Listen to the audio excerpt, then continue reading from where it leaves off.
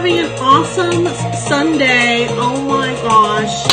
Alright, I have to have a confession here. It is 10:27 a.m. And I will be honest with you, I have been up for several hours right now. And I did not practice my gratitude this morning.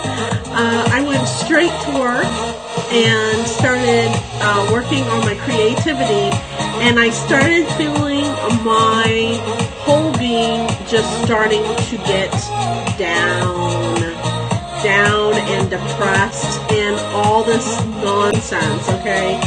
Alright, so I don't know if anybody else deals with depression and stuff like that. I've never gone to psychologists or I should say psychiatrists about getting diagnosed with depression, but I almost guarantee you everyone goes through it through some sorts or another. So I felt myself getting a little bit down, and it was because I was getting overwhelmed with all of the things that I was trying to do. And so, welcome. Hey, Danielle. Thank you so much. Thank you. Okay, so let me go ahead and turn down the music. So, I think that, well, I'll turn off the music instead. So I think that a lot of us get through these battles where we are, feel down on ourselves. We get overwhelmed with things, and we start overthinking things. And so that was this morning. And I should have been practicing my daily gratitude first thing in the morning, right when I woke up. But instead, my mind was filled with so many things that I needed to do that I didn't think about gratitude first. Anybody else has ever felt that way?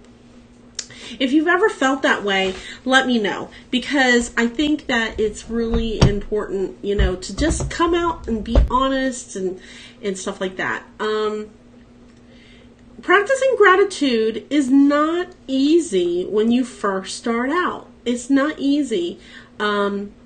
Now, whether or not I woke up out of bed and said, oh, it's a brand new day, I'm thankful this, I'm thankful that, I can't even recall, because my mind was going a million miles an hour going, oh my gosh, it's Sunday, I have one day until I have to go back to work and I have to figure out how to get all this stuff done, and that's not fun. That is absolutely not fun.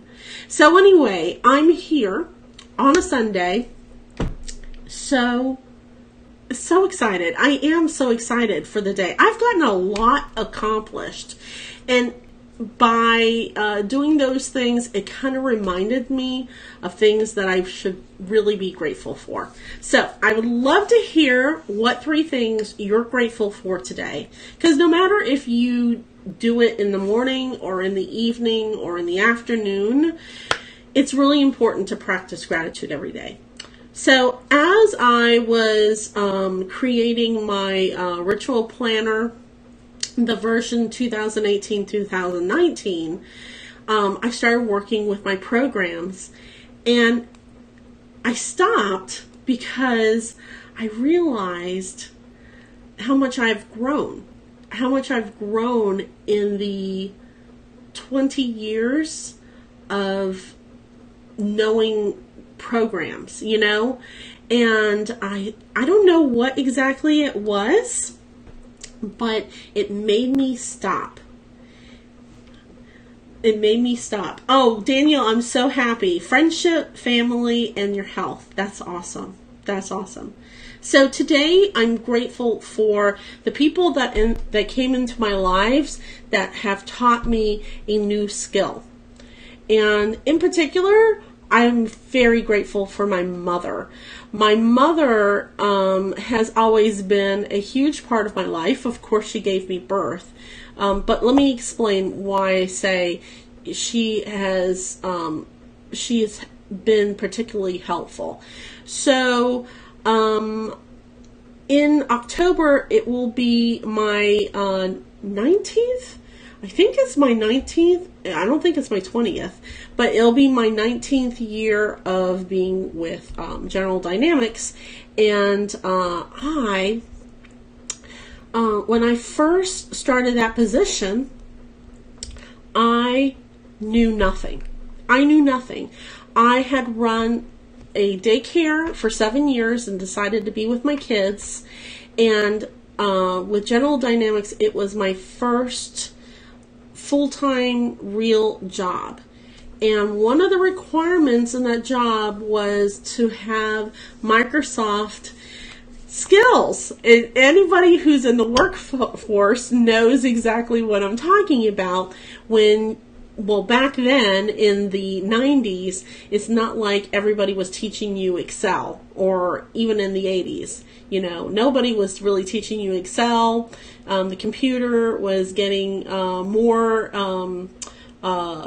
prominent in people's lives. It wasn't until the mid 90s where actually this whole thing called social media started coming into play.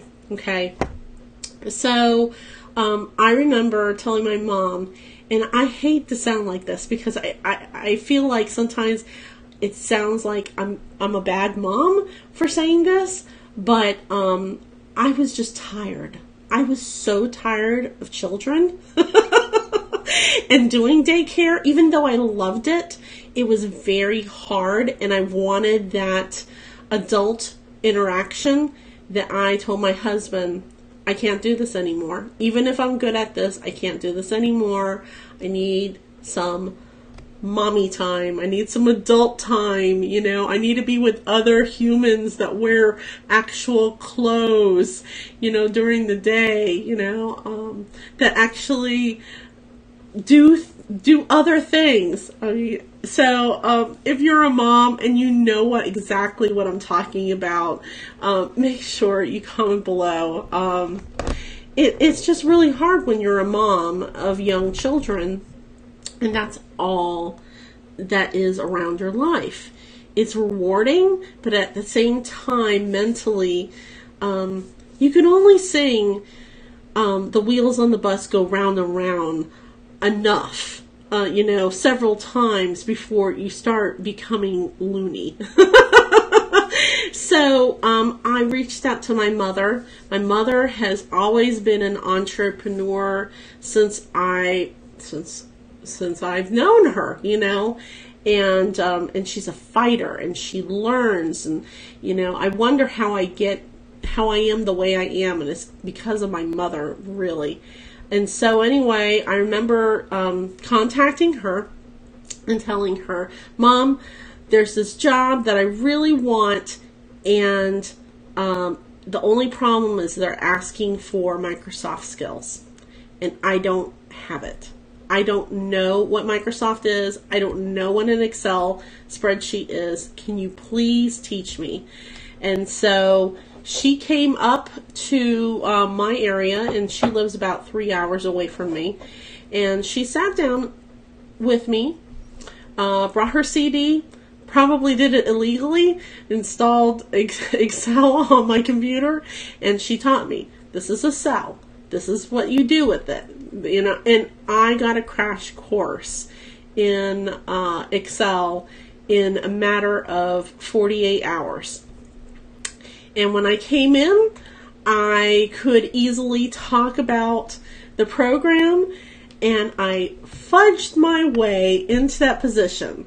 And it's pretty funny because I don't think I ever used Excel really for the first couple of years of my employment, but it was really important. So anyway, if it wasn't for my mother doing that, honestly, I would not be at the state where I am right now creating planners. I do use Excel to create my planners. That's only one of the 4 programs that I use to create my ritual planner. And I do all kinds of other things in there. Anywhere from tracking to, having contact databases to formulas.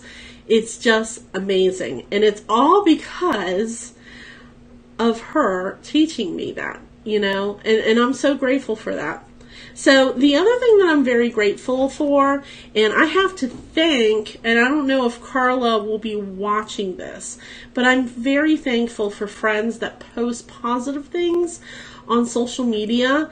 And so she posted about 20 minutes ago this really cute video of a dad singing to their daughter and as a baby. I don't know if you guys have seen that, but she when she posted this, she probably didn't think of anything except for, I love this video and I just want to share it with my friends.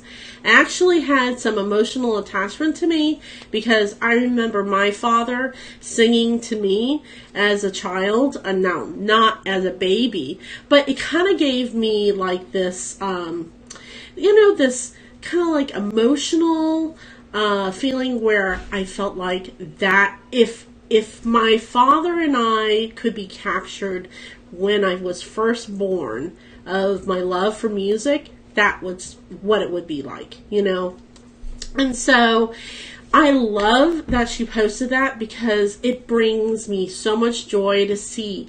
You see an infant being grateful, being happy, and a father being grateful for their child. And it's just so great. It's so great. Okay, I'm not going to cry. But it's so great. I mean, if you guys know what I mean, then some of you guys probably would just like lost me going, she is gone. What is wrong with this woman? But, sometimes when you see videos or you see a photo, it reminds you of your past, and it does something to your mind where it brings you back to a happy place where you may not have experienced that for a long, long, long time. When I get to a point where I think that I can't accomplish anything, and this is, I don't know exactly where I got this from. Maybe it was from Brian Tracy in The Ultimate Goal Setting. But I believe it was him that talked about getting yourself to a place when you're goal setting. You want to be a visionary and taking yourself back to a specific memory that brought you the most joy and the most excitement. And so for me, that joy is when I was singing for my senior recital. I was wearing a $500 gown. It was a gorgeous teal sequins gown, and I remember my voice teacher talking to me backstage before I entered into this auditorium that filled 1,000 people. And then she just looked at me and she said, "You're going to be amazing." And I remember walking out onto that stage and hearing the roar of 1,000 people applauding. And it probably wasn't 1,000 people. It was probably only about 100 people because it was my recital. But it felt like it was 1,000 people just roaring and it was just so amazing. And I felt the lights hit my face, and the lights were so bright that I couldn't see past the first row. And I just remember the adrenaline inside me just rushing, and this feeling of excitement and nervousness. And then I remember the ending. The ending, after I sang for an hour long in 4 different languages, in 4 different arias, I remember the thunderous applause and everyone standing up and just being so amazingly grateful recipient of this thing that I just did.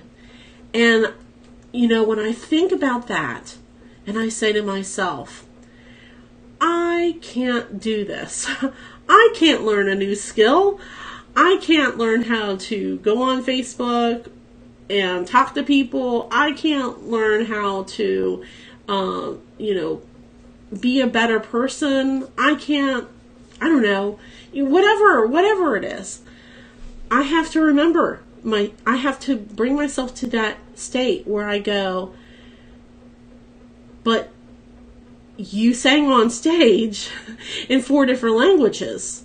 You sang Mendelssohn. You sang, Beethoven. Whatever. It was just like so incredible, so incredible. So anyway, I only share that with you because I think that sometimes we get overwhelmed and we think that we can't do things, and we really need to think back to our happiest time. Was it riding a bike? I remember when I was riding a bike and I was like so excited because I fell so many times when I rode my bike. And funny story is that I will never forgive my father for the way that he taught me how to ride my bike. We went down a hill, and next thing you know, I probably needed stitches on my knee because I still have the scar. But, he just go, do it. Parents were really funny back then. The things that your parents did is kind of crazy. But, you remember that feeling of when you got on your bike and you had that adrenaline and you took off and you were suspended on 2 wheels and you're like, oh my gosh. That is the feeling that I got when I was on stage. That's the feeling that I have to remember when I think that I can't accomplish anything. Okay, so the third thing that I'm grateful for is I'm just grateful for the weekend. I'm grateful for the weekends because I feel that it's just a time to replenish and renew.